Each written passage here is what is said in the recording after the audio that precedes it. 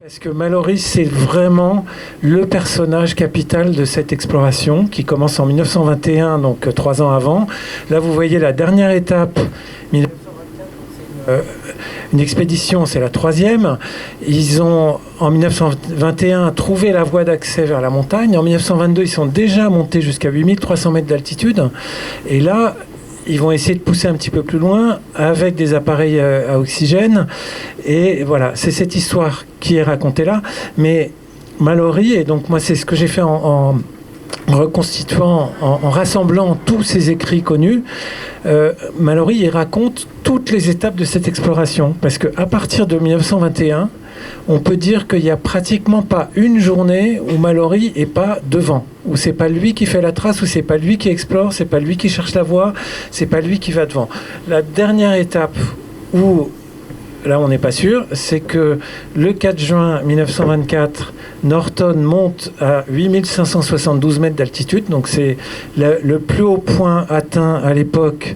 Et avant 1952, personne ne montera aussi haut, Tenzing et Raymond Lambert.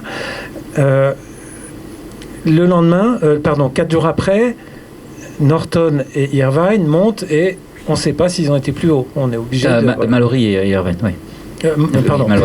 Mallory et Irvine, j'y arrive pas. Voilà. Et donc Mallory, ce que je trouve passionnant, c'est que pour cet épisode qu'on voit ici, c'est-à-dire que là, il raconte tout ce qu'on voit là. Mallory a encore eu le temps de le raconter. Notamment, il y a un épisode qui n'est pas très très clair où on parle d'un sauvetage. En fait, c'est 4 Sherpas qui sont restés bloqués au col Nord par une grosse chute de neige, qui sont restés bloqués pendant 4 jours, je crois. Donc, grosse inquiétude, parce qu'ils sont quand même à 7000. On ne sait pas encore très bien à l'époque ce que ça représente de passer 4 jours à 7000, alors qu'ils ont déjà des débuts de gelure pour l'un d'entre eux. Et donc, il faut absolument aller les sauver. Il faut aller les sauver en remontant cette facette du col Nord qui fait 300, peut-être un peu plus de 300 mètres d'eau, qui est une face glaciaire assez raide, dans laquelle il y a eu 2 ans auparavant, en 1922, il y a eu une grosse avalanche, dans laquelle 7 Sherpas sont morts. Donc il y a la conscience du danger. Mallory a été emporté par une avalanche 2 ans avant, dans cette même pente. C'est lui qui a passé en tête, à un moment où vous voyez des échelles de corde dans une falaise de glace, c'est Mallory qui a fait le passage en tête, qui a ensuite posé l'embryon des cordes fixes en fait. Mallory sait donc qu'il y a des risques d'avalanche, que la phase est dangereuse parce qu'il y a une grosse chute de neige, mais il faut sauver les Sherpas, ça a du sens. C'est-à-dire qu'ils ont perdu, c'est pas rien d'être revenus avec 7 Sherpas qui sont morts 2 ans avant, et il faut sauver ces 4 personnes bloquées là-haut. Mallory part devant, dans une neige assez profonde, et c'est lui, dans ce moment qu'on voit qu'on comprend pas bien, c'est lui qui va à la rencontre.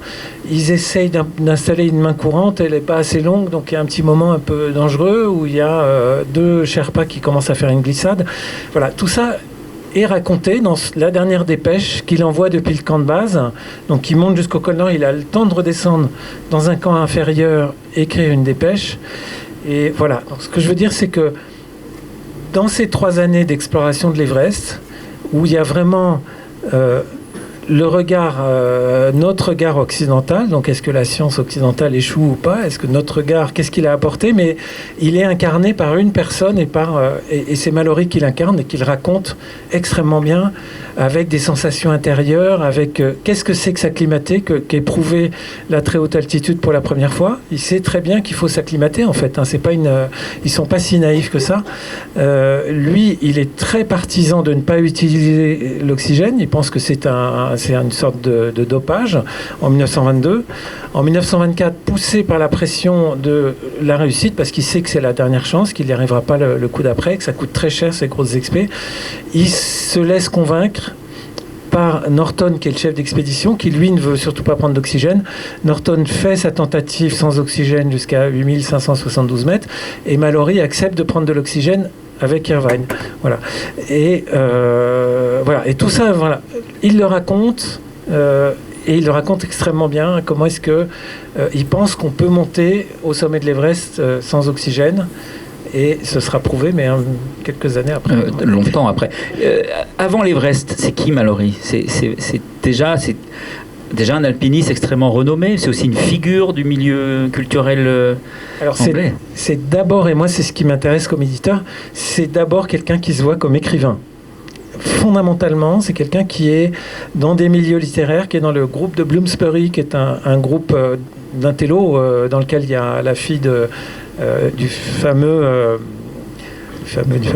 Virginia Woolf. Quelqu'un va m'aider. La fille de Leslie Stephen. Merci. Leslie Stephen, qui est un grand alpiniste, donc, mais un milieu intellectuel. Et Mallory se voit vraiment comme un écrivain. Et le premier des textes, celui que j'ai placé en tête de ce livre, c'est un livre où il dit, qui est titré, un chapitre qui est titré « Alpiniste comme artiste ». Et il se voit profondément comme quelqu'un qui, en montagne, éprouve des émotions artistiques, veut les transmettre par l'écriture. Et profondément, à chaque étape de son exploration de l'Everest, mais quand il va faire le fameux Mallory, donc le Mallory, ou la Mallory, on dit la Mallory ou le Mallory ? Je crois le. C'est... Quand on le descend, quand on monte et là, quand on descend à ski, non ? La pente ou le sommet. Donc, Mallory a ouvert une voie dans le massif du Mont Blanc qui porte son nom. Il raconte cette ouverture. Alors là, vous serez peut-être un petit peu déçus parce qu'en fait, il passe très longtemps à raconter une voie dans les aiguilles où il se paume, il y a une recherche d'itinéraire, c'est du rocher, c'est très compliqué. Puis après, il dit, mais c'est dommage, on raconte beaucoup plus vite des courses de glace, mais qui sont très intéressantes, mais un peu monotones. Et là, il dit, je vais en fait, il faut que j'aille à Courmayeur. On va prendre le chemin le plus direct. Au lieu de remonter par la mer de glace qui est long, on va prendre la directe. Et donc, il ouvre cette face nord de la première voie ouverte dans la face nord de l'aiguille du Midi parce que c'est plus court que de faire le tour, quoi. Voilà. Et malheureusement, le récit, il est un peu succinct. C'est-à-dire que, oui, c'est monotone. Donc, pof, on monte. Et il passe beaucoup plus de temps à raconter qu'ils sont pris dans le mauvais temps à la sortie, qu'ils se perdent, qu'ils veulent descendre sur le montant vert, qu'ils finissent au col du Géant et par redescendre à Courmayeur, puis enchaîner pour aller faire le Mont Blanc par le versant italien. Tout ça, il raconte en prenant beaucoup de temps, en accordant beaucoup de place à l'amitié, à ses sensations, à ce que c'est que l'accorder. Mais le Mallory, par contre, le récit de cette voie qui a laissé son nom, qui est vraiment sa trace dans le massif, malheureusement, le récit est un petit peu court. Tout le reste, c'est vraiment pour moi un modèle de ce que l'écriture peut apporter à la pratique, cette pratique de la montagne animée à de gens qui cherchent autre chose qu'un pur exploit sportif. Et alors, tout à l'heure, tu me disais une anecdote qui j'ai trouvé géniale. La première, en 1921, pour trouver la voie au départ, c'est pas la voie qui est utilisée maintenant. Il cherche une voie d'accès par le versant est de l'Everest. C'est là une vallée qui s'appelle la vallée de Karta. Cette vallée... En 21. En 21, première expé. Et là, c'est vraiment lui. Il y a un sommet, c'est le lac Pala, d'ailleurs, je crois qu'il s'appelle le premier col qui franchit. Bref.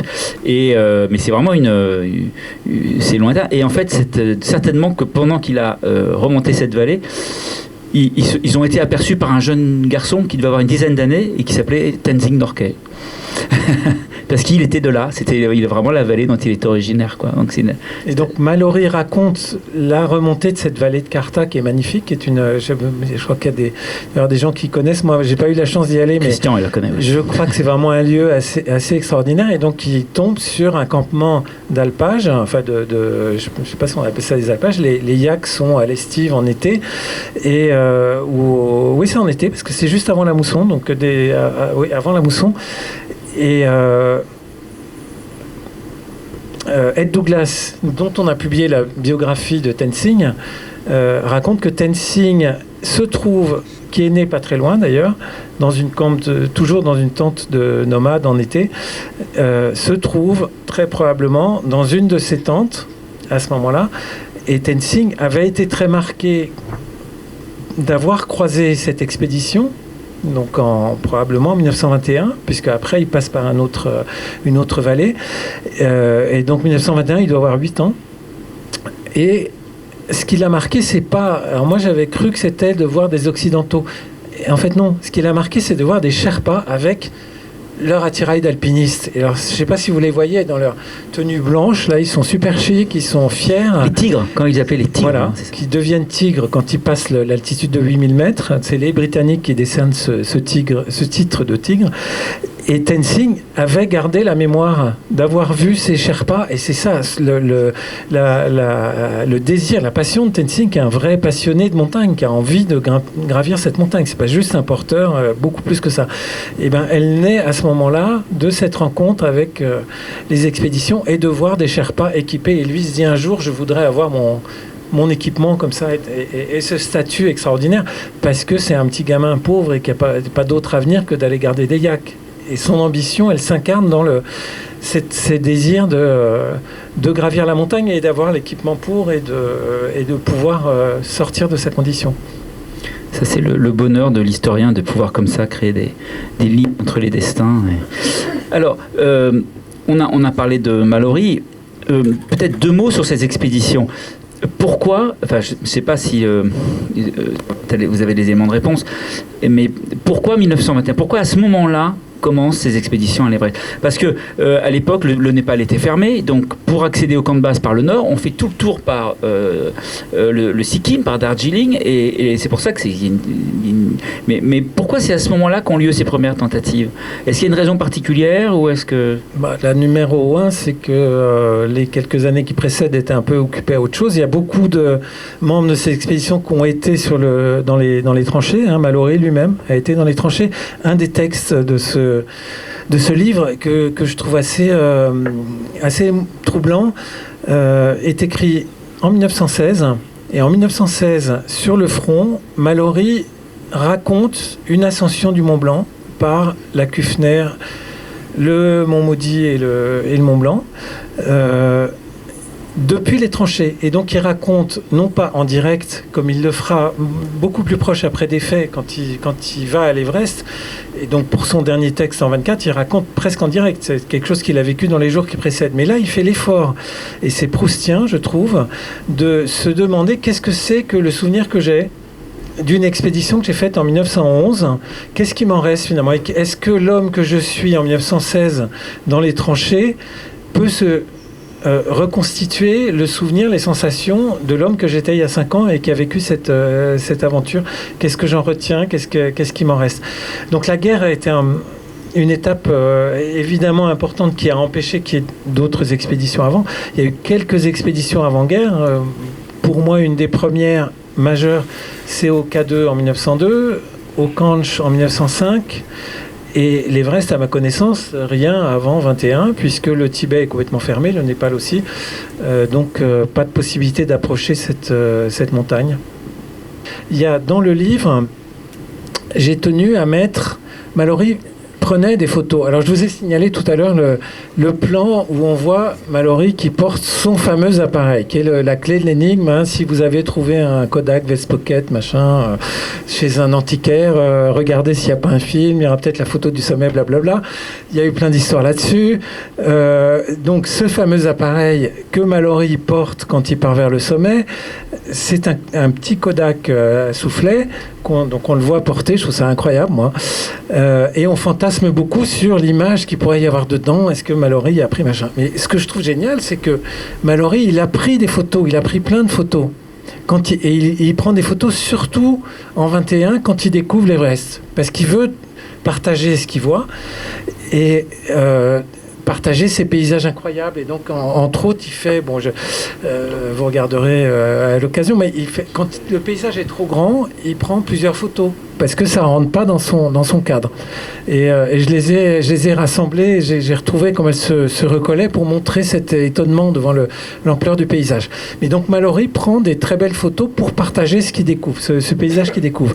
Et Mallory, qui se disait toujours, et je crois qu'il l'était très maladroit, raconte que lors des premières explorations où ils partent vers le glacier de Rongbuk, ils n'ont pas encore trouvé ce petit détour qui permet de passer par Rongbuk Est et d'arriver sur le bon versant du col Nord. Là, ils sont du côté Rongbuk et il prend des photos. Il arrive au camp de base et là, on lui dit « Non, tes photos, tu t'es trompé de sens quand tu as mis les plaques. » Et donc, il raconte qu'il est obligé de remonter. Alors qu'il pensait s'accorder quelques jours tranquilles de redescendre vers la vallée de Karta en batifolant un peu dans les prés, là il est obligé de remonter en altitude pour aller refaire ses photos qu'il a ratées parce que la plaque... Et ça, à l'époque, c'est pas le petit Kodak tout léger, c'est qu'il part avec un gros appareil à plaque de verre qui est très lourd, qui fait porter par un Sherpa. Et donc il a eu du déchet, et parce que Mallory a ce côté assez marrant de se présenter toujours comme maladroit. Mallory maladroit. Voilà. Et il n'était pas que maladroit, mais... Et ce qui est intéressant, c'est distrait et maladroit. C'était sa réputation. Et c'est pour ça qu'il a choisi Irving, qui lui était très adroit au contraire, qui était un mécanicien hors pair. Donc pour les appareils d'oxygène, s'il fallait les réparer en montagne, c'était bien d'avoir un bon technicien. Et vous avez vu, après je vous laisse la parole aux autres, mais le petit geste que je trouve génial, quand ils sont en train de poser devant la tente, Mallory au début... non, je dis une bêtise, c'est pas Irvine qui a son côté. Non, il donne un petit coup de coude à son copain pour lui dire pousse-toi, dis donc. Et il a cette façon de se mettre devant avec son côté dandy. Enfin, je trouve ça formidable. Oui, ce plan, il est magnifique. Sur lui, c'est génial. Et alors, c'est intéressant, c'est les photos. Donc effectivement, on comprend qu'il fait des photos un peu pour documenter la suite de l'exploration. Mais quand on voit ce film, qui a quand même été... Bon, là, il a été restauré, mais il était comme ça, en 1924. Il avait cette poésie, il avait ce mysticisme. Et c'est pas de la documentation, là, c'est une création. Et qui va au-delà du simple récit par l'image. Il y a quelque chose de très profond, et puis, effectivement, même d'assez surprenant dans la conclusion du film. Bah, je trouve que c'est un texte magnifique. Et le texte des cartons, je trouve effectivement fascinant. Cette façon de mettre les pieds dans le plat, de poser toutes les questions. Alors évidemment, avec les préjugés de l'époque, moi j'ai un peu dégluti quand j'ai vu les villages qui puent, et heureusement la pureté là-haut, parce que ça c'est des clichés qu'on la vie dure quand même. Allons chercher la pureté là-haut parce que ça sent mauvais en bas. Donc il y a ces préjugés de l'époque, mais je trouve que la façon dont il accepte de donner la parole au lama à la fin et de dire oui, peut-être que finalement il faut écouter que leur truc c'est sacré là, et que c'est pas pour nous, que c'est pas pour notre science. Je trouve qu'il y a un questionnement qui est je sais pas si on entend encore beaucoup ça aujourd'hui. Enfin, je pense que dans les cohortes ça fait peut-être une transition, non Une transition vers François. Alors, François Carrel, qui est donc journaliste, écrivain, excuse-moi, je t'emprunte, et qui a donc sorti cette année ce livre qui a déjà pas mal fait parler de lui, parce qu'il évoque ce qui est devenu justement, en particulier, l'Himalaya globalement, les 8000 en particulier, et l'Everest plus précisément. Et alors, ce sera un peu l'objet de la deuxième partie de la table ronde, après la projection de quelques minutes, je vais vous en parler. Mais déjà, peut-être, moi j'aimerais bien avoir ton avis, François, t'es un montagnard, ça fait aussi des décennies que tu cours la montagne, tu as fait beaucoup d'expés, notamment au Pakistan. Quelques-unes, pas beaucoup. Ouais, t'en as fait quelques-unes quand même. Bref, c'est qui pour toi, Mallory? C'était qui pour toi quand dans ton imaginaire de Moi, c'est un petit peu comme Bertrand. J'ai pas eu cette fascination pour les héros de la découverte. Mon héros, il s'appelait Pierre Bégin. C'était ceux qui couraient les montagnes dans les années 70-80.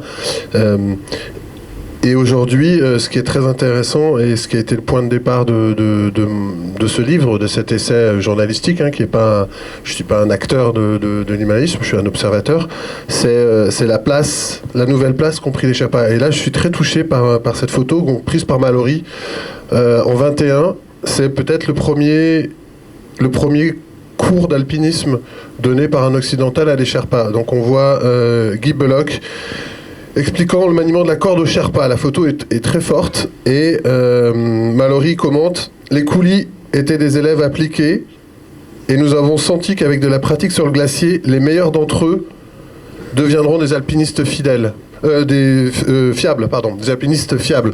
Il se trouve que les arrière-petits-fils de ces hommes-là sont aujourd'hui ceux qui règnent sur l'Everest, sur les 8000, et pas seulement au Népal, mais aussi au Pakistan.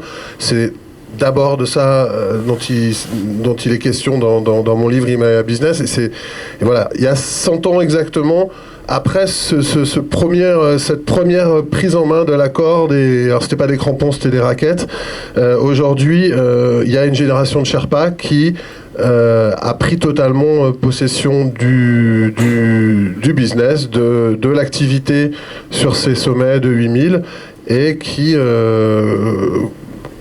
pousse les feux de la technique bien plus loin que les guides occidentaux ont pu le faire à la création des expéditions commerciales dans les années 90. Certains sont là avec nous ce soir, comme Claude. Et donc voilà, je trouve que c'est quelque chose qu'il faut garder en tête. Les héros du siècle dernier ne sont plus les héros d'aujourd'hui.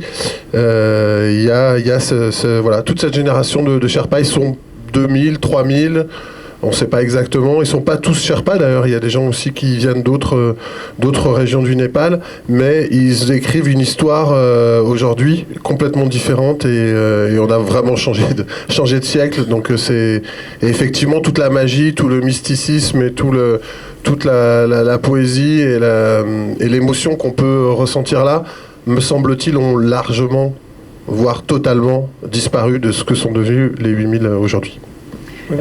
Juste sur les Sherpas, je trouve que là encore, le petit plan où on les voit poser dans leur tenue, leur combinaison d'altitude blanche, je trouve qu'il y a une fierté dans la position et que là, j'imagine que entre 1921, où c'est vraiment une des toutes premières, c'est des Sherpas comme il n'y a pas eu d'expé pendant la guerre, je pense que c'est des tout jeunes qui font leur première expé. Voilà. Et en 24, ils ont... parce qu'évidemment on les recrute d'une année sur l'autre, ils sont inscrits, il y a des listes et ça commence à devenir des pros quoi. Et on sent que quelque chose s'est amorcé. Voilà. Alors eux étaient déjà sans doute très fiers à cette époque-là, mais le regard occidental était sur eux bien éloignés du respect. Ils étaient un peu considérés avec beaucoup de condescendance et beaucoup de paternalisme. Et effectivement, la génération qui aujourd'hui a pris le contrôle sur les sommets himalayens, elle est effectivement toujours très très fière, mais par contre, il n'y a plus du tout. Il y a un rapport d'égalité, ou en tout cas un rapport de confiance en eux qui est incomparable. Il a fallu un siècle pour ça. Et ce qui est intéressant pour finir sur cette boucle sur un siècle, c'est que les patrons des principales agences népalaises les plus puissantes, je pense à Seven Summit Treks ou à 8K qui est en train de monter très fort, les patrons de ces agences sont des Sherpas qui ont fait 10, 15, 20, 25 fois les 8000. Les patrons, les deux fondateurs de la plus grosse agence leader ont été les premiers Népalais à avoir gravi les 14-8000. Donc ce sont vraiment des gens qui ont donné toute leur vie et qui sont des ultra spécialistes de cette très haute altitude. Et voilà, c'est une histoire qui s'est écrite en l'espace d'un siècle. C'est allé très vite par rapport à l'histoire des Alpes et l'histoire des guides français, et ça va de plus en plus vite. Et la dernière décennie a été vraiment a connu beaucoup de bouleversements, et ça continue. Et chaque saison, chaque année qui passe depuis une dizaine d'années voit les évolutions s'accélérer. C'est assez fascinant à observer, et on ne sait pas très bien d'ailleurs vers quoi on va. Certains ont des craintes ou des espoirs ou des analyses, mais l'histoire est toujours là.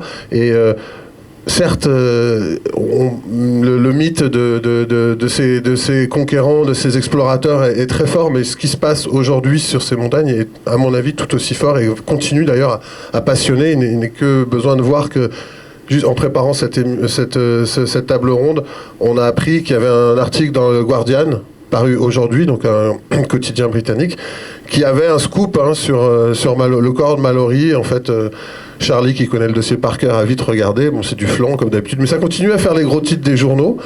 Et puis... Le scoop dont vous entendrez peut-être parler, c'est que le corps de Mallory a disparu. On a sauté une étape.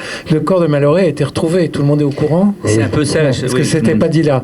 Mais donc, le corps de Mallory a été retrouvé à 8300 mètres d'altitude. Le Konrad Anker et ses compagnons qui ont retrouvé le corps ont mis des cailloux dessus pour qu'on le laisse tranquille. Et le scoop du Guardian, c'est que le corps a disparu. Donc c'est juste Mark Sinote, je ne sais pas si quelqu'un connaît, mais moi je ne le connais pas personnellement, mais je crois que c'est lui qui déjà il y a quelques années avait annoncé que le corps d'Irvine avait été volé par les Chinois et emmené à Lhasa, et qui là annonce que le corps de Mallory a disparu parce qu'il a envoyé un drone au-dessus et qu'il ne l'a pas vu. Voilà, donc je vous laisse juger si c'est fiable ou pas. Moi ça me semble un petit peu un effet pour profiter du centenaire, comme on le fait ce soir d'ailleurs. Oui, en 1999 le corps de Mallory a été retrouvé, et il y a 2 ans au Chamonix Film Festival, Konrad Anker était là, et en fait on avait fait une projection du dessin animé Le Sommet des Dieux, et après cette projection, parce que quand même le point de départ c'est le mystère Mallory Irvine, Le Sommet des Dieux, et après la projection, Konrad est venu faire une petite conférence où il nous a projeté des photos,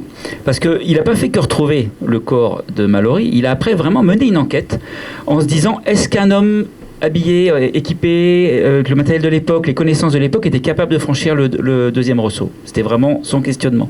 Donc il y est allé, et il nous a montré des photos, il attend. Alors lui, il dit c'est du CISA.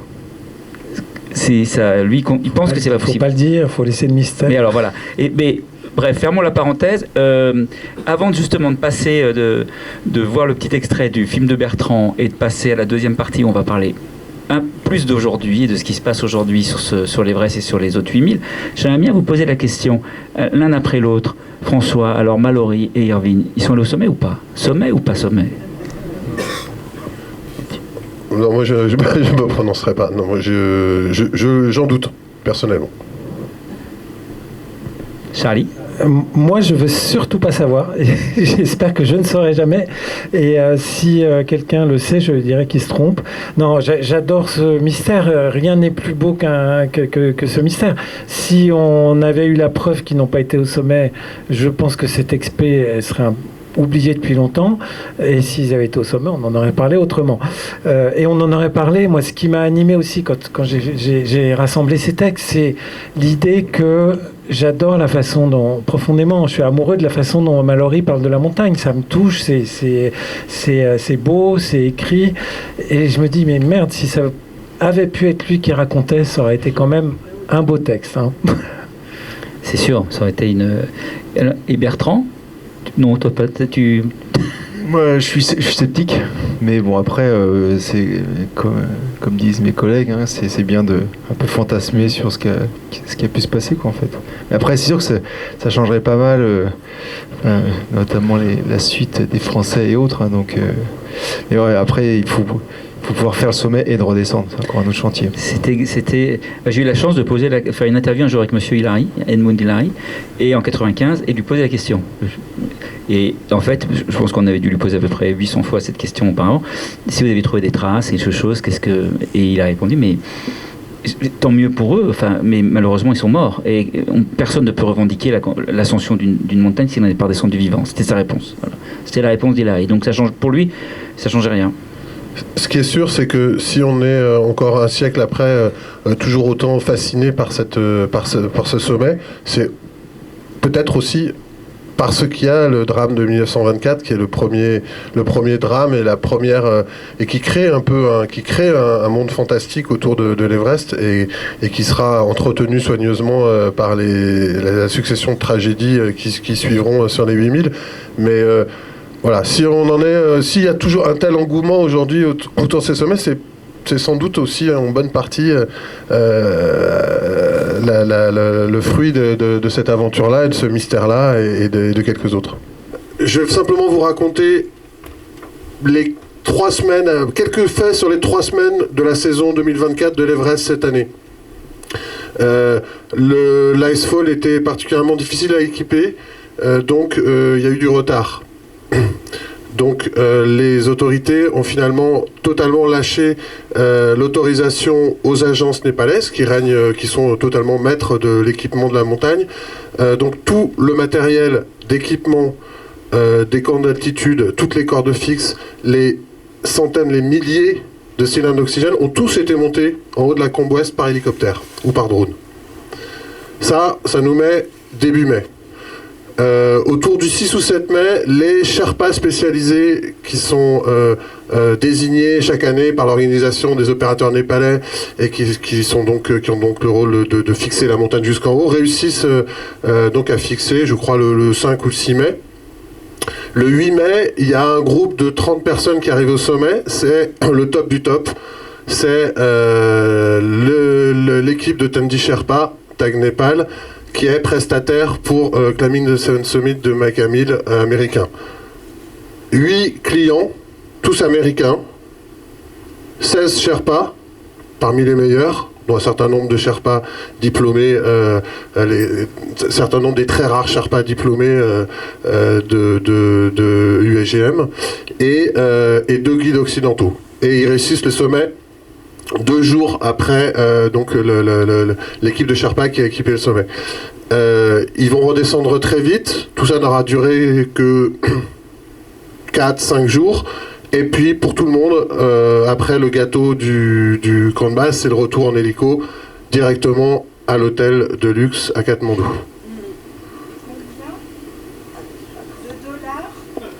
Pour l'expédition Climbing Seven Summit, ils doivent être à 85 000 $, je crois, quelque chose comme ça.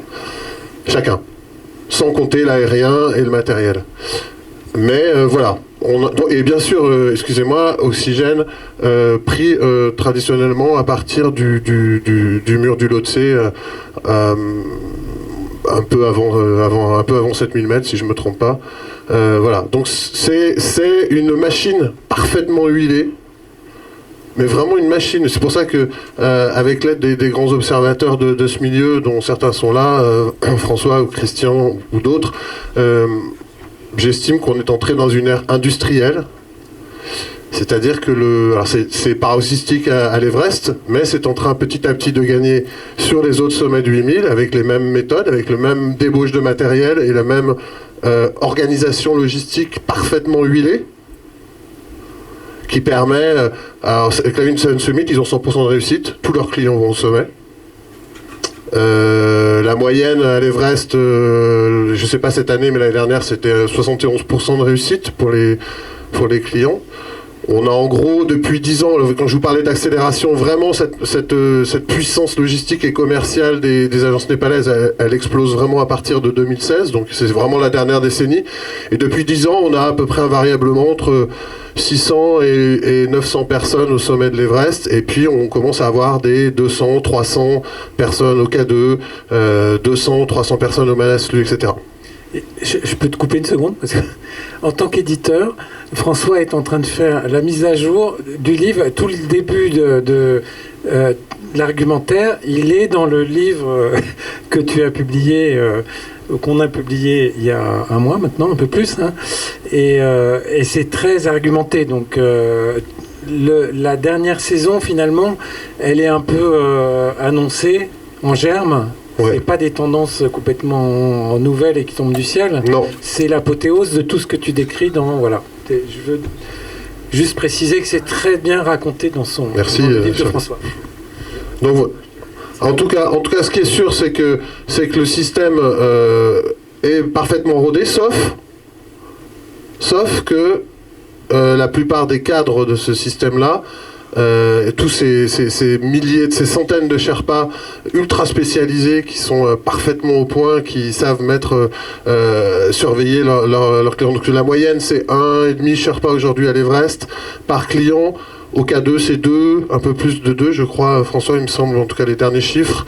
Donc ils sont parfaitement au point, ils savent parfaitement quand leur client aura besoin de l'oxygène, ils savent parfaitement comment l'accompagner. C'est Ulysse qui accompagnait François au Nanga Parbat, qui me racontait qu'il n'a même pas compris à un moment, le Sherpa qui l'accompagnait lui a mis le masque. Exactement au bon moment. Sous le sommet du Nanga Parbat, exactement au bon moment, et il a su, et voilà, ils ont vraiment un métier d'accompagnement parfait, sauf que le jour où quelque chose se passe, le jour où il y a un pépin, le jour où, comme on l'a vécu avec Christian Cadet en 2008, les serres à carrage des cordes fixes, Là, on est sur quelque chose d'extrêmement problématique, puisque en fait, sorti de la logistique parfaitement huilée, la plupart des Sherpas, des climbing Sherpas, ne vont pas avoir les compétences ou le savoir-faire pour gérer une situation extrême. Donc on pense par exemple à l'été 2023 aux 3 heures qu'ont passé un groupe de 60 personnes sous les séracs du Bottleneck au K2 parce qu'il y avait un porteur pakistanais qui était en train de mourir et qu'ils étaient tous bloqués, qu'ils étaient incapables de se dérouter des quelques mètres qu'il aurait fallu pour contourner ce gars en train d'agoniser. Donc ils sont restés là pendant des heures. Il y aurait pu avoir ce jour-là 80 morts. On le sait, ces séracs du Bottleneck, ils sont terriblement dangereux. Le jour où on l'a vu au Manaslu, pardon. Il aurait pu en avoir 0, peut-être. Et il y aurait pu en avoir 0. Autre problème, c'est-à-dire que ces Sherpas ne sont pas forcément capables de gérer. Ils ont un rapport à la nivologie, au risque d'avalanche qui est particulièrement problématique, y compris les meilleurs d'entre eux, puisque celui qui accompagnait Christine Arila, qui a fait les 14-8 000 clientes 2023, les 14-8 000 en 92 jours. 1-8 000 tous les 6 jours. Elle a fait le Kili, le Lobuche, un truc comme ça, et puis elle est entrée dans la danse, et avec la surpuissance des agences népalaises et l'expertise parfaite de cette industrie, elle a fait les 14-8 000 en 92 jours. Eh bien, le Sherpa qui l'a accompagné pas à pas, qui l'a guidé, qui l'a accompagné, qui lui a permis de réaliser cet exploit. Il meurt quelques semaines plus tard avec une autre cliente américaine sur le point de réaliser les 14-8 000 dans des conditions nivologiques décrites par les spécialistes comme absolument cataclysmiques, et moins d'une heure après une autre avalanche qui avait déjà tué une autre. Voilà. Donc il y a tout un contexte sécuritaire particulièrement problématique qui inquiète beaucoup. Notamment, on en a beaucoup parlé avec Christian Tromsdorf et avec un certain nombre de guides responsables de la formation. Il y a un problème de ce qu'on va chercher aussi. On parlait d'imagination, on parle de contemplation, on parle de mystère.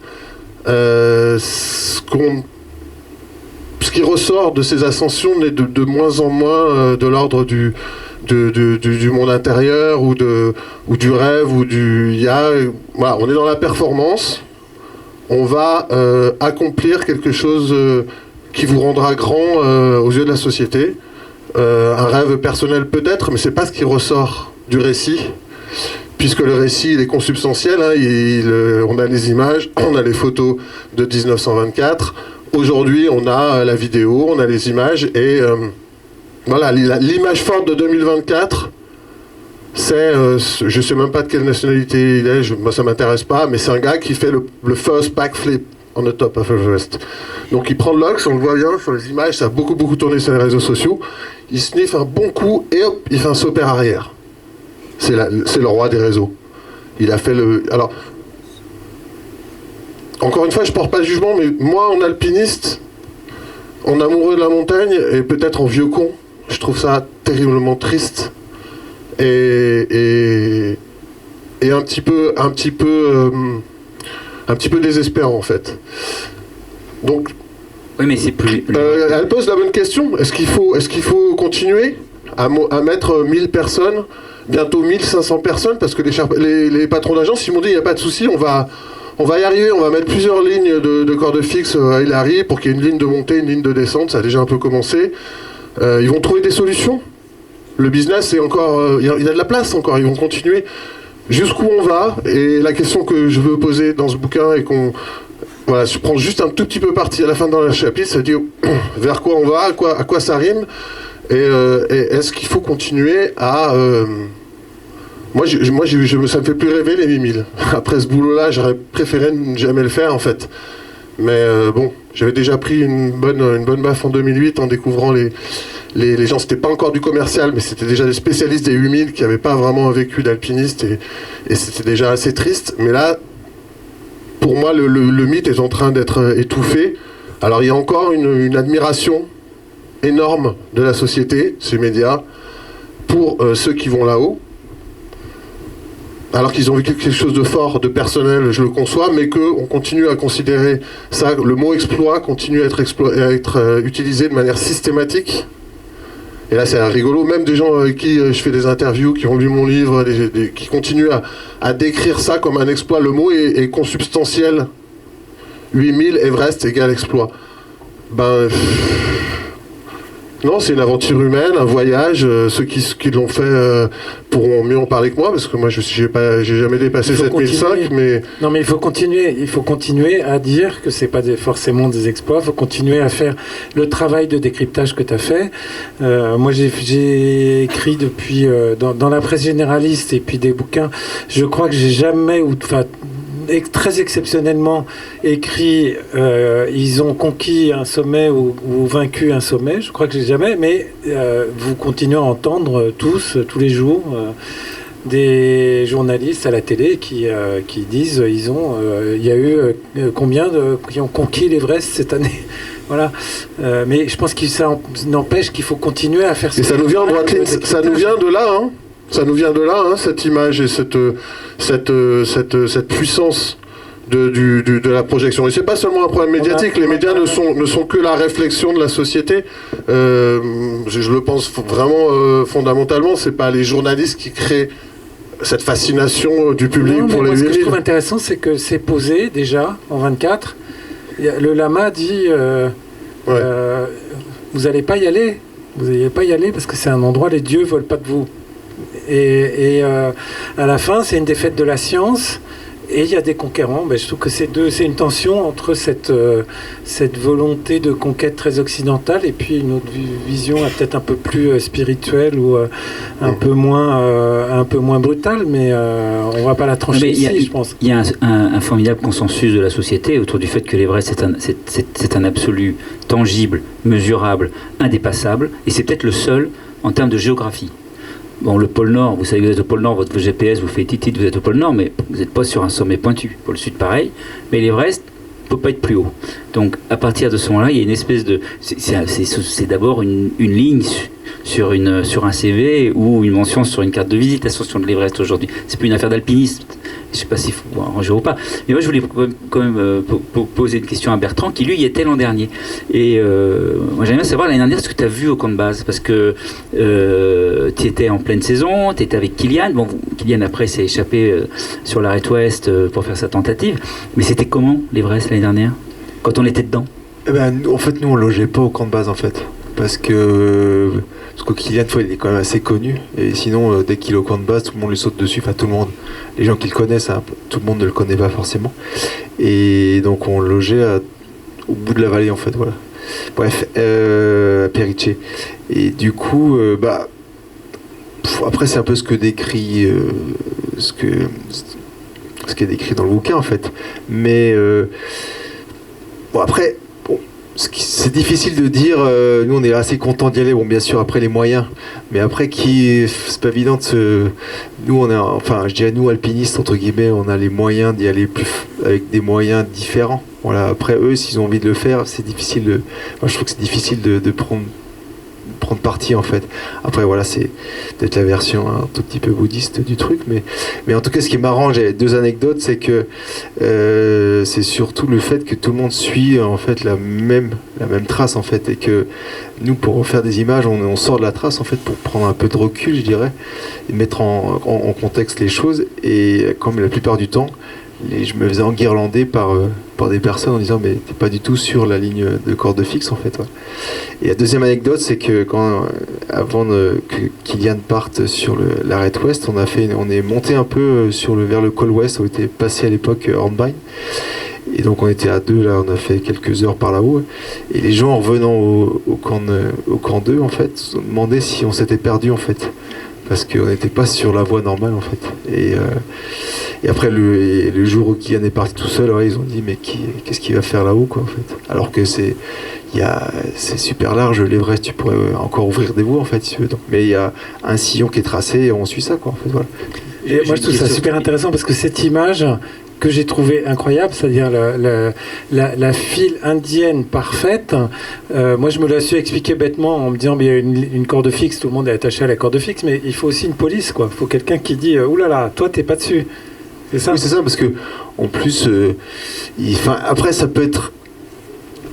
Ils savent pas forcément que tu as fait X courses à droite à gauche, voilà, donc ils ont un peu peut-être ça qu'ils peuvent penser aussi à un souci si quelqu'un n'est pas vaché aux cordes, mais après, de l'autre côté, c'est que le standard, c'est de s'accrocher à la corde, en fait, tu vois.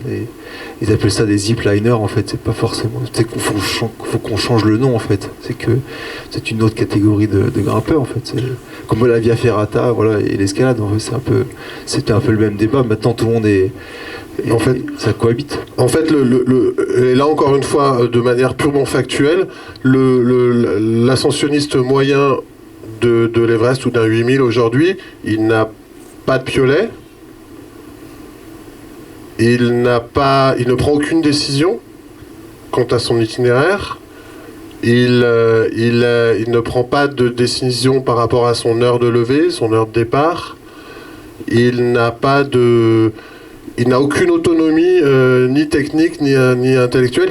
Il est pris dans une machine qui va le faire progresser. Donc, cette manière de fonctionner-là, c'est un business. Donc, la seule chose qu'on peut se dire, c'est que ce qui est très positif dans tout ça, c'est que les Népalais ont pris le contrôle et sont sur le point de le prendre totalement.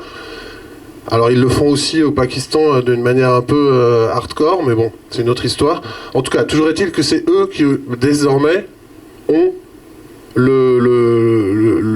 la suite de l'histoire entre les mains. Il reste quelques guides occidentaux, surtout des Américains, parce que les clients américains aiment bien avoir leur guide américain, mais ce sont un petit peu les derniers. Arnold Costner me disait, je suis le dernier, on est les survivants, on sera bientôt plus là. Donc, ce qui va se passer dans les décennies qui arrivent appartient et entre les mains des Népalais, des acteurs, de ces montagnards-là qui ont créé ces agences. Parmi eux, j'en ai rencontré quelques-uns qui ont une vision différente, qui essayent de l'intérieur de faire bouger les lignes. Il se trouve que ce sont des gens qui ont pu bénéficier d'une formation beaucoup plus poussée que les autres Sherpas ou les autres patrons d'agence. Est-ce qu'ils arriveront à faire bouger les choses? Je ne sais pas. Est-ce que les autorités népalaises décideront de limiter le nombre de permis comme le font de manière très arbitraire les autorités chinoises? On ne le sait pas. Est-ce que demain, à force d'accumulation d'images comme celle qu'il y a eu il y a 15 jours et qui marque quand même les esprits, y compris en Occident et en Asie, parce que n'oublions pas qu'aujourd'hui, les clients de ce tourisme himalayen sont pas du tout tous européens ou américains. Cette année à l'Everest, première nationalité à égalité chinois et américains. Et ensuite, derrière, anglais et japonais. Donc c'est vraiment un phénomène mondial. Et dans les opinions publiques, l'accumulation des images de files indiennes, ces images assez terribles il y a 10 jours, il y a 15 jours, là, lors d'un summit push à l'Everest, de cet énorme tas de gens sur le réseau Hillary qui s'effondre, il y en a 6 qui tombent, dont 2 qui disparaissent. Ces images-là, elles circulent beaucoup. Il y a ces images qui obsèdent. Alors, c'est une obsession pour cette histoire de déchets sur l'Everest et sur ces voies normales, qui est un tout petit phénomène à l'échelle écologique, à l'échelle des problèmes environnementaux du Pakistan et du Népal, mais qui sont symboliquement très forts. Donc, entre l'émergence peut-être d'une génération de Népalais qui auront peut-être envie d'autre chose et qui auront peut-être envie d'aller jouer et d'aller emmener leurs clients et de faire développer les vallées de manière un petit peu plus équitable que ces quelques axes ultra fréquentés que sont le Khumbu et qui en plus sont en crise profonde parce que tout le monde rentre en hélico, donc les lodges font 2 fois moins de nuitées qu'avant. Donc il y a vraiment toute une économie à inventer. Ça ne peut être désormais que le fait des Népalais. En revanche, comme il y a petit à petit une dégradation de l'image à cause des poubelles et des files d'attente, peut-être qu'il y aura aussi une évolution de la demande, parce qu'après tout, ne nous voilons pas la face. Les Népalais, ils servent ce que les Occidentaux et leurs clients des pays riches, du Japon aux pays du Golfe arabique, en passant par l'Amérique du Sud ou l'Amérique du Nord, leur demandent. Ils font que répondre à une demande. Et cette demande, elle est de toujours plus de confort, toujours plus de rapidité. C'est d'enchaîner de 8000 en 3 semaines. Ça, c'est des produits qui se vendent aujourd'hui. Bon, voilà. Donc, il y a un double mouvement. Les Népalais ont repris le contrôle. Est-ce qu'ils sauront évoluer vers autre chose? Est-ce qu'ils auront envie d'autre chose? Et puis à nous, quel regard on porte aujourd'hui sur ces montagnes? Et qu'est-ce qu'on va y chercher? Qu'est-ce qu'on va y faire? Est-ce que ça a encore du sens d'aller s'offrir pour 30, 40, 50, 60 000 euros ce Summit Day où on est finalement dans quelque chose qui ne ressemble plus vraiment à ce que pouvait être l'alpinisme dans nos esprits. Voilà, la question est posée, la réponse appartient aux générations nouvelles, et j'ai été très très touché. On a présenté le livre à sa sortie à l'ENSA, il y avait un jeune guide qui était là, qui nous a écouté, qui a écouté Claude Jacou, Bernard Muller, tous ces guides qui ont inventé, qui ont posé les bases de cette exploitation, de cet humanisme commercial, et qui disaient mais qu'est-ce qu'on peut faire alors? Eh ben ouais, il va falloir inventer autre chose parce qu'on peut pas continuer comme ça, à continuer à avoir ces masses de clients augmenter sur les 8000. Et les morts s'accumulaient aussi, parce que plus il y a de monde et plus il y a de morts, évidemment, vu que c'est quand même hyper dangereux au niveau physiologique et au niveau des risques objectifs. Donc voilà, le tableau est plutôt sombre, et voilà. Mais il y a des germes d'espoir, et j'espère que dans 10, 15, 20 ans, peut-être les choses auront évolué. Peut-être qu'elles se sont empirées, je ne sais pas. Et si on dit qu'aujourd'hui l'Everest c'est plus une montagne d'alpinisme ou d'alpinistes, c'est un peu une tarte à la crème, mais la réalité c'est, est-ce que tu sais, toi François, depuis quand il n'y a pas eu une voie ouverte sur l'Everest ou une autre voie gravie que l'une des deux voies normales? Franchement, ça fait un moment. Il y a cet Allemand incroyable qui essaye de faire ça en hiver tout seul. La face sud-ouest? Le sud-ouest, mais il y a le Hornbein, je ne sais pas depuis quand il n'a pas été fait, franchement, j'ai pas d'infos.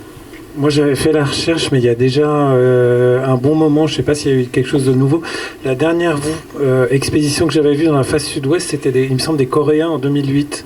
Mais il me semblait que depuis, Christian, je ne sais pas si tu as vu autre chose, mais que toutes les ascensions se font sur les deux voies normales, équipées de cordes fixes, il me semble. Hein. Mais je crois que alors, Kilian, il avait fait à l'automne, il n'y avait pas d'équipement du tout, il y a quoi maintenant, 3-4 ans de mémoire. Il était parti dans la face sud-ouest, après ils avaient rejoint Kilian, ouais, avec Cutler, et ils avaient rejoint vers 8005 la voie normale en fait, donc c'était une espèce de S avec 1 mètre de neige, enfin tu vois, un truc. Mais il faut quand même pas oublier que ça reste sans ox. Et par des voies nouvelles, ça reste monstrueusement difficile. Védrine s'est fait rosser au K2 pendant qu'il y avait des files de mecs qui le passaient à ses côtés. Il s'est fait rerouster à nouveau dans le versant Rupal du Nanga Parbat au moment où François parvenait au sommet, ou à quelques jours près.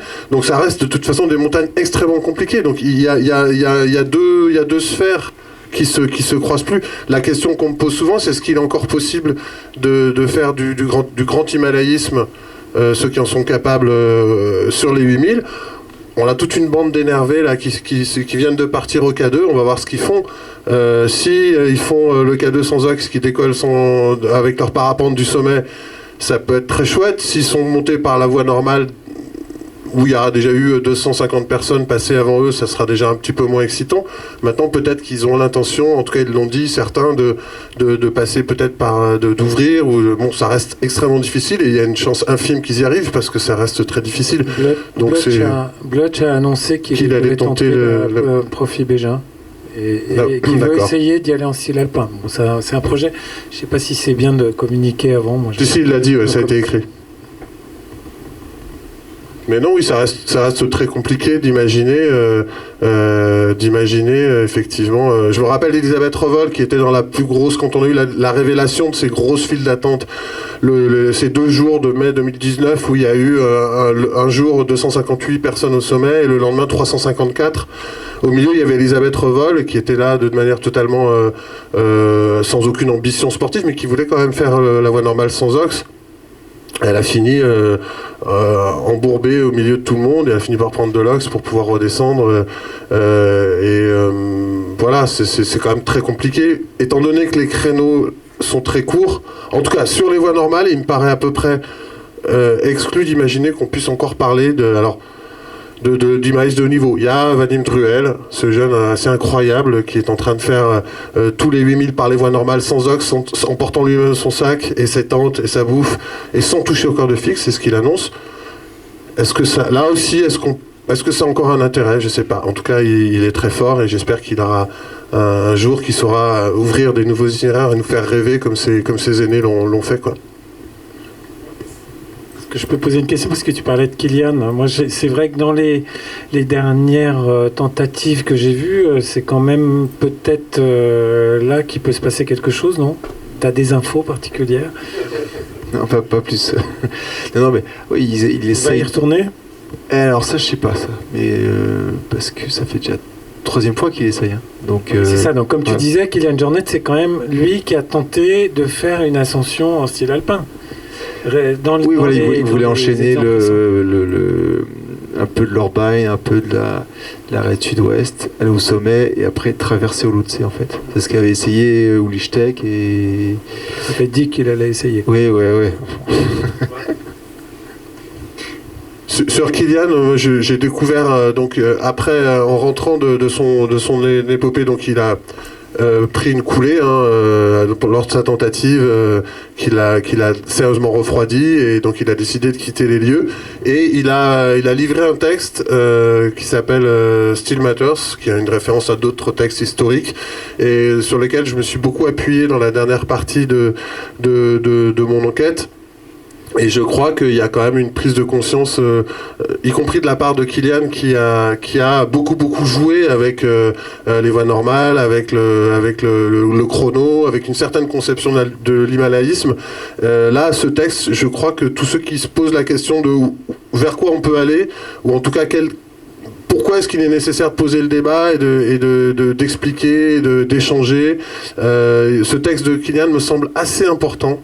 Certains l'ont dénigré parce que effectivement il a un peu tourné sa veste. Kilian il est devenu très écolo et il dénigre ce qui a fait son succès et son histoire. Ce texte est vraiment intéressant et il appelle vraiment la communauté montagnarde et à se saisir, à ouvrir le débat, à réfléchir et essayer de sauver un peu ce monde qui nous a tant fait rêver depuis un siècle, parce que si on laisse les choses filer comme ça, si on vient pas aider et dialoguer avec les Népalais de bonne volonté, ceux qui ont envie de changer les choses, effectivement on va vers des choses qui vont vraiment être tristes à voir dans les années qui viennent, je le redoute très fortement. Est-ce que je peux faire un tout petit contrepoint un peu moins pessimiste? S'il te plaît, je suis toujours très pessimiste.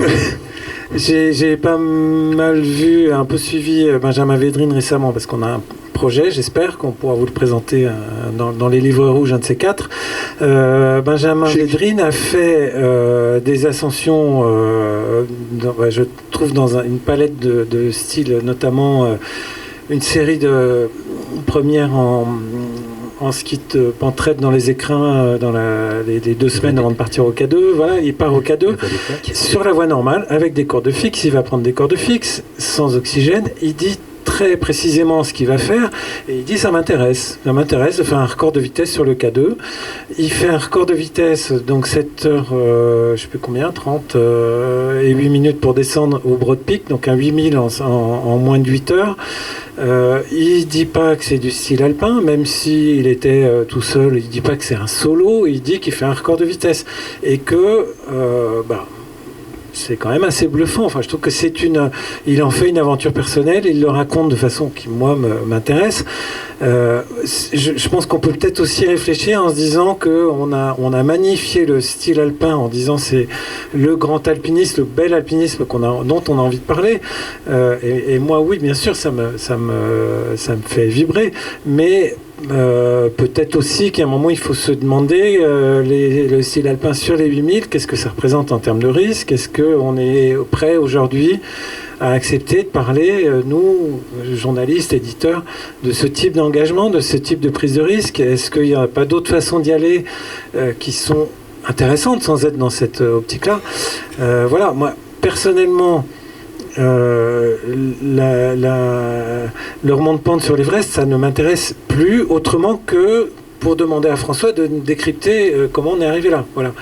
Mais par contre, je ne me viendrais plus à l'idée de dire que c'est de l'alpinisme. C'est un phénomène, c'est un truc de société, c'est de l'ego, c'est tout ce qu'on veut, mais c'est plus l'alpinisme dont j'ai envie de parler, qui me fait rêver. Voilà. Mais je pense qu'on peut peut-être essayer de réfléchir à ce qui se fait, et également en alpinisme sur des 6000, des 7000, des massifs lointains. Il y a plein de trucs magnifiques, il y a plein d'imagination chez les jeunes grimpeurs. Donc voilà, ce qui m'intéresse, c'est qu'on participe à ce qu'il y ait une résonance aussi pour ça, et que ça puisse avoir peut-être un tout petit peu le millième de l'écho que va avoir Inoxtag quand il fera son film sur l'ascension qui vient de finir de l'Everest. Voilà. Ça, c'est un autre sujet. Ouais. On ne sait pas s'il l'a fait ou pas. Ouais. On n'en sait rien. Ouais, vu les taux de réussite et vu son taux d'encadrement et son taux de préparation. Mais après, c'est un autre débat. Et bon, il va falloir qu'on conclue. Par contre, c'est passionnant. Bien sûr, toutes ces histoires sont passionnantes, et y compris la potentielle ascension d'un YouTuber qui a commencé en animant des jeux vidéo Fortnite, et qui s'est fait connaître de millions de jeunes de 12 à 20 ans, et qui aujourd'hui va transmettre un message qui est totalement inédit dans cet univers. Attendons de voir quel message il va transmettre. Justement, c'est vraiment ça la celui question. qu'il avait déjà transmis au Mont Blanc. C'est-à-dire, c'est un message très traditionnel qui associe le goût de l'effort avec la notion d'apprentissage. Et tout le monde connaît Inoxtag. Ouais. En fait, si vous parlez de l'Everest aujourd'hui à quelqu'un de moins de 25 ans, il sait parfaitement de quoi il s'agit, et voilà, il y a une des stars de cette jeunesse, qui est un garçon tout à fait brillant et intéressant, qui s'est fait tout seul en venant des jeux vidéo et des cités de la banlieue parisienne, qui est d'origine maghrébine, et qui a décidé, c'est quelqu'un qui écrabouille totalement la télévision traditionnelle. C'est-à-dire qu'une vidéo d'Inoxtag sur YouTube, c'est 10, 15, 20 millions de vues. Il vient de faire l'Everest, il va le raconter. Attendons de voir comment il va le raconter. S'il le fait comme Nimsdai sur Netflix il y a 3 ans, c'est la cata, parce qu'on va encore pousser les feux de la dérive sur les 8000. S'il le fait autrement, ça sera intéressant. On verra. En tout cas, on partage ici quelque chose, c'est que quand on va voir ces images, il faudra les voir, puisque toute une génération va avoir pour référentiel sur l'Everest ces images d'Inoxtag dans quelques semaines. Pour ceux qui n'ont pas situé, donc il a fait, pour se préparer à l'Everest, il a fait le Mont Blanc avec un guide il est... Mathis, je ne sais pas s'il est reparti, Mathis. C'est une question qui... Ah, mais tu es là. Une question. Bon. Donc, voilà. Non, on partagera ici. Si tu veux venir intervenir, c'est génial. Donc, il a fait le Mont Blanc avec Mathis Dumas ici présent. Il l'a raconté dans un film que j'ai trouvé 12 millions de vues, je crois. assez bien fichu. Il a de l'humour, il a de la présence. Et le film fait 7 millions de vues. Voilà. Donc c'est ça qui... la communication sur la montagne, l'alpinisme aujourd'hui, qui fait de la grosse diffusion, c'est Inoxtag. Voilà. Donc tu arrives de l'Everest. Exactement, j'arrive de l'Everest, on est rentré il y a pas longtemps, il y a 10 jours. Je pourrais pas vous dire si on a fait le sommet ou pas, tout le monde se pose. Mais ouais, en tout cas, moi, la démarche que j'ai eue avec lui, c'était vraiment de l'éduquer de manière globale sur la montagne, l'alpinisme, Lui, il est vraiment en ligne de mire l'Everest parce que c'est ce qu'il avait annoncé. Et en fait, moi, ça me tenait à cœur de vraiment prendre ce youtubeur parce qu'il a une telle influence sur la jeunesse et sur les jeunes que même moi, je ne mesurais pas au début du projet. Je me suis rendu compte. C'est extraordinaire.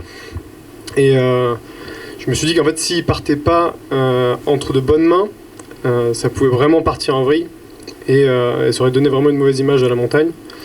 Donc en fait, moi je lui ai dit, si tu veux faire juste l'Everest et rien que l'Everest, il n'y a aucun problème, tu restes à Paris et je te mets en relation avec une agence népalaise et dans 1 an tu fais l'Everest.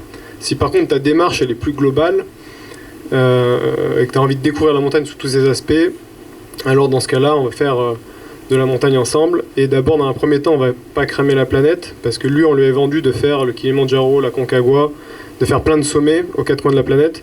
Je lui ai dit écoute, déjà on va faire dans les Alpes, une première phase dans les Alpes où du coup on fera les sommets un peu emblématiques et des courses techniques.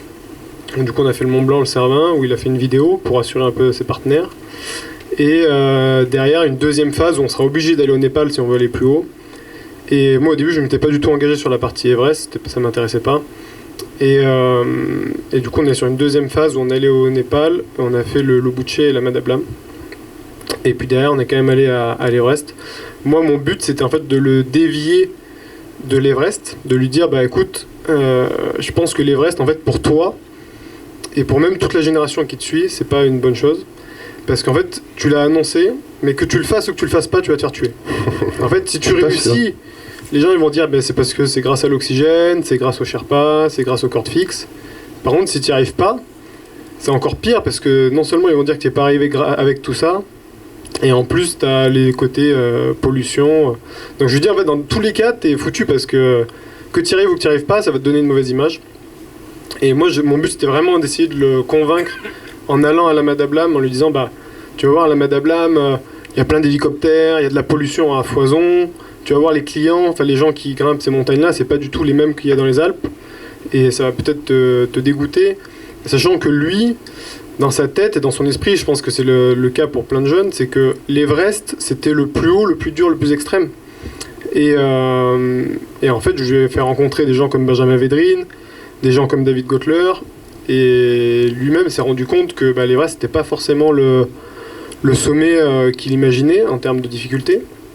Et aussi quand il s'est rendu compte qu'il y avait des clients, des princesses qataries qui arrivaient au sommet de l'Everest, il s'est peut-être rendu compte que finalement et toi, au-delà de ce qu'il va nous raconter, on attend vraiment, et ce sera, on partagera ici dans cette salle le fait on gardera en tête qu'il y a 100 ans, Mallory Erwin avait 22 ans, Inès a 22 ans, il ramène ces images-là, un siècle après, le youtubeur star de toute une génération revient avec d'autres images. Voilà, il y a une ellipse assez étonnante. Il faudra, on partagera ça. On a tous vu ces images-là.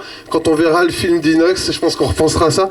Mais au-delà de ça, moi, ce que j'aimerais avoir, c'est ton avis de guide. Ouais.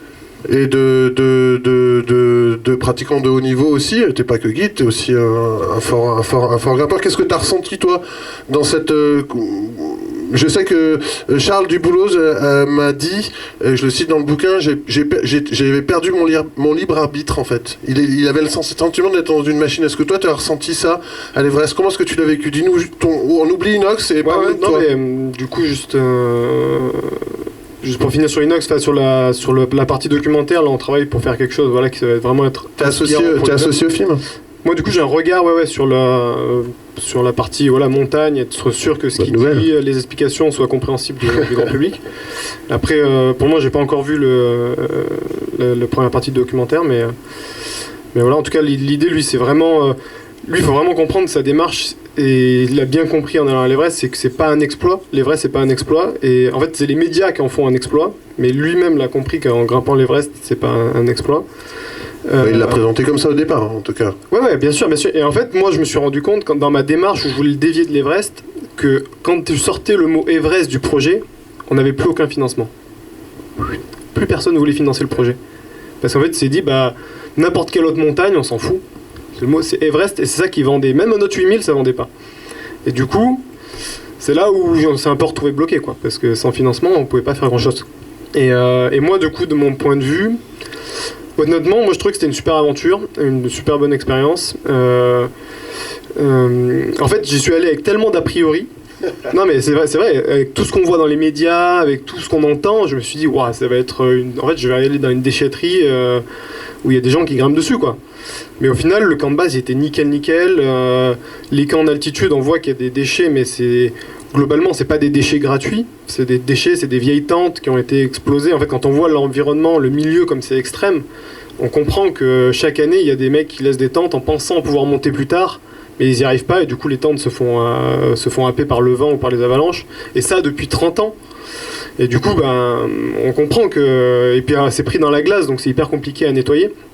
Mais en tout cas, moi, ça m'a pas paru complètement aberrant.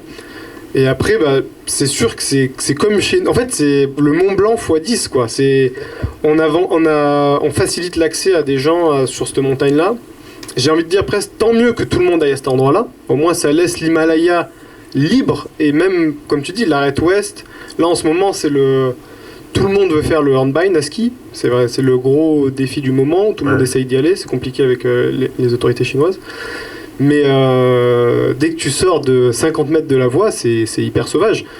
Et voilà, nous, on est un peu mal placés, je trouve, pour faire des jugements ou pour dire quoi que ce soit. Parce que c'est un peu à l'image de tous les gens qui vont faire le Mont Blanc en prenant le téléphérique de l'Aiguille du Midi ou en prenant le train du Nid d'Aigle. On est un peu sur le même schéma là-bas, quoi. C'est-à-dire qu'on facilite l'accès à la montagne. On sait qu'ici, c'est comme ça à Chamonix. Là-bas, c'est comme ça pour l'Everest. Et si tu veux aller faire quelque chose qui est un peu plus sauvage ou de manière un peu plus éthique, tu as d'autres lieux où tu peux aller, tu vois. Enfin, moi, c'est un peu comme ça que je le ressens. Et ça m'a pas paru terrible. Le monde, effectivement, c'est... Dans des bonnes conditions, ça se passe très bien. Là, cette année, c'était assez étalé au final sur pas mal de journées d'ascension. Ouais, une dizaine de summités. Voilà, une dizaine de journées. Et en fait, il faut s'imaginer qu'il y a comme une arête des cosmiques à 8007, donc c'est vraiment extrême. Et les gens se croisent. En fait, si on avait l'arête des cosmiques au sommet du Mont Blanc, on aurait les mêmes images, on aurait exactement les mêmes images. Donc voilà, c'est pas gênant parce que sur 4 jours d'ascension, c'est 5 minutes, 10 minutes où tu croises des gens. Moi, ça m'a pas paru extrême. Et en fait, c'est à l'image de la planète d'aujourd'hui, quoi. Enfin, pour moi, le camp de base, c'est vraiment la planète à échelle macro. Et l'Everest, il est blindé, au même titre que Chamonix, c'est blindé l'été, l'hiver, tout le temps. Annecy, c'est blindé. Enfin, la planète est blindée, de toute façon. Donc nous, voilà, l'Everest est entré dans le champ touristique standard, en fait. Ouais, c'est ça. Mais après, en tout cas, cette voie normale, et pendant ces 15 jours-là. Parce que le reste du temps, si on réfléchit à l'échelle de la planète, il y a 300... À cette année, je crois qu'il y a 350 grimpeurs qui ont fait. Un peu plus, on est à 600, je crois, en tout. Ouais, enfin 350 occidentaux. Oui, occidentaux. Et du coup, 300 Sherpas, donc ça fait 600 personnes. Si on réfléchit à 300 clients, à l'échelle de la planète, qui viennent des pays du monde entier, sur une année, on parle de 300 personnes. C'est quasiment rien. Enfin, c'est sûr que ça fait beaucoup de monde parce que tout le monde y va en même temps, mais on parle de 300 personnes. C'est un endroit hyper symbolique, hyper surexposé, et quand on pense aux dizaines de millions, il va peut-être passer la barre des 20 millions inox avec ça. C'est pas les 300 personnes, ces 300 personnes qui ont un poids énorme dans la société, dans toutes les sociétés dans le monde entier en plus. Et puis il n'y a pas que à l'Everest, n'oublie pas qu'il y a les autres. Après, lui, il veut vraiment pas promouvoir l'Everest, c'est pas du tout le but, même s'il va le faire de manière indirectement. Oui, voilà, c'est ça. Lui, ce qu'il veut vraiment, ce qu'il faut comprendre, c'est la démarche globale qu'il a, c'est-à-dire qu'en fait, lui, il vient des jeux vidéo et il veut montrer à toute la jeunesse que se fixer des projets où en plus tout le monde lui dit oui, tu n'y arriveras jamais, c'est impossible, tu vas mourir, machin, et que derrière il arrive à mettre tout en place pour faire son projet. C'est ça en fait son message, c'est pas d'influencer les gens à aller faire l'Everest. Mais bon, tout ça il va l'expliquer dans le documentaire après. Pardon ? Il a envie de continuer l'alpinisme ? Carrément, ouais, il a découvert du coup plein de montagnes, plein de choses qu'il a envie de faire. Là il me disait qu'il voulait faire l'aiguille verte. Il rêverait de faire l'aiguille verte, il aimerait bien essayer un 8000 sans oxygène. Donc ça, c'est des défis qu'il va se mettre pour plus tard. Mais, et puis moi, il m'a dit une phrase quand on était au camp 4 ou camp 3, je sais plus. Il me dit, en fait, l'Everest, c'est l'endroit le plus propre du Népal. Et en fait, moi, ça m'a fait comme une balle dans ma tête. Je me suis dit, mais c'est fou, parce qu'en fait, il a raison. Enfin, mais c'est tellement... Je crois que médiatisé. C'est ça. En fait, la question, je m'en rends bien compte. C'est comme en 1924. Hein. Les villages, ça pue, et là-haut, c'est pur. Et en réalité, c'est un peu ça. Hein. Quand on voit Katmandou commencer, et même tous les autres villages. La question des déchets sur les 8000, elle obsède totalement les gens. Et moi, sur les quelques interviews que j'ai pu faire depuis la sortie du livre, il y a vraiment une fixation là-dessus. Donc à chaque fois, effectivement, il faut replacer ça dans le contexte des problèmes écologiques qui sont ceux du Pakistan, du Népal, où les enjeux écologiques sont incommensurables avec un problème de pollution. Mais et puis surtout, il y a eu déjà pas mal de travail fait dans les vallées. Mais encore une fois, on est sur du symbole, on est sur de l'image et on est sur des choses qui touchent les esprits parce que c'est l'Everest, parce que c'est un siècle de fascination et que voilà, mais tu as tout à fait raison. Mais en tout cas, aujourd'hui, moi, les histoires de pollution dans mon bouquin, c'est 1 page et demie. Hein. Les histoires de déchets, c'est 2 pages. Il y a 180 pages sur le reste. Je crois que c'est plus des questions de sens et voilà, c'est aussi une réflexion à avoir sur les, tu vois, au-delà de, c'est pas le problème, c'est pas la pollution, on est d'accord. J'ai une question moi que je me posais à partir de cette question. C'est quand on est guide, qu'est-ce qu'on ressent quand on est dans une file comme ça, là, dans cette file guidée par une corde fixe, avec quelqu'un devant, quelqu'un derrière? Est-ce qu'on est encore guide? On est guide si jamais il n'y a plus de corde, quoi. Ouais, donc en fait, le client il paye la sécurité au cas où qu'il se passe quoi que ce soit.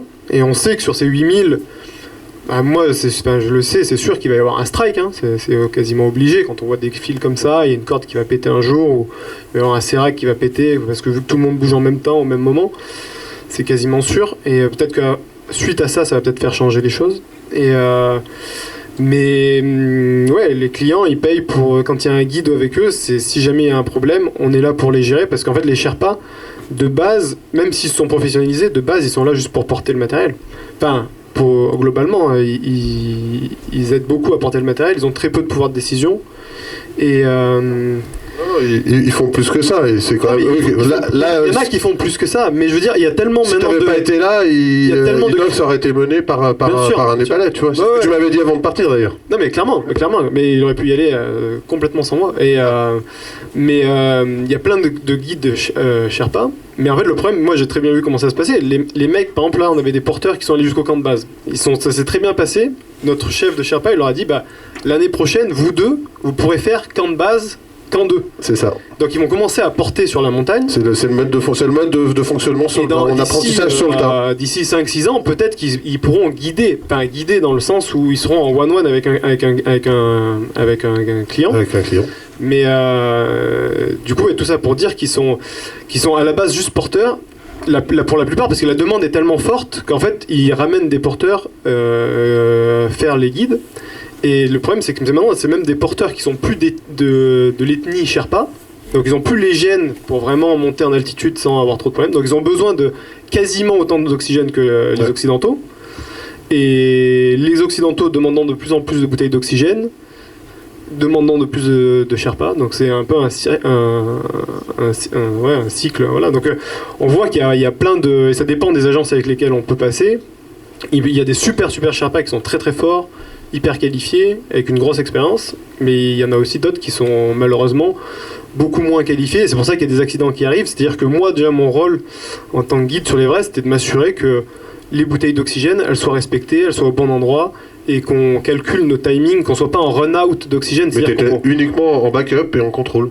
Voilà, en contrôle, être sûr qu'on va pour le sommet le bon jour, que tout roule, que le matériel soit bien. Parce que eux-mêmes, ils ont un même niveau du matériel, c'est pas. Eux-mêmes, leur longe, leur baudrier, des fois, c'est un peu limite, quoi. Enfin, non, mais c'est vrai, c'est pas toujours hyper sécu. Donc voilà, moi j'étais là pour m'assurer que toute la team soit en sécurité et que le client soit dans de bonnes dispositions. Mais après, ouais, ce qu'on ressent, c'est... On est dans une file de gens et on ressent rien du tout. Les gens, ils montent au même rythme. Après, faut juste se dire que c'est comme ça maintenant et ça a toujours été comme ça. Hier, je regardais le film du GMHM en 93. Ils étaient déjà avec de l'oxygène. Ils utilisaient les cordes fixes. Alors que si aujourd'hui, le GMHM faisait ça, ce serait la tollée générale. Et c'était en 93, c'était il y a 30 ans. Mais je veux dire, ça a toujours été, même eux, les premiers, ils étaient déjà avec l'oxygène, mettre des cordes, machin. Donc le mode de fonctionnement, il est comme ça. Et maintenant, il y a de plus en plus de monde. Et je pense qu'il y a vraiment maintenant deux différences entre ceux qui prennent de l'oxygène un peu comme à l'ancienne, à partir de 8000 mètres, juste pour faire 8000, au-dessus de 8000.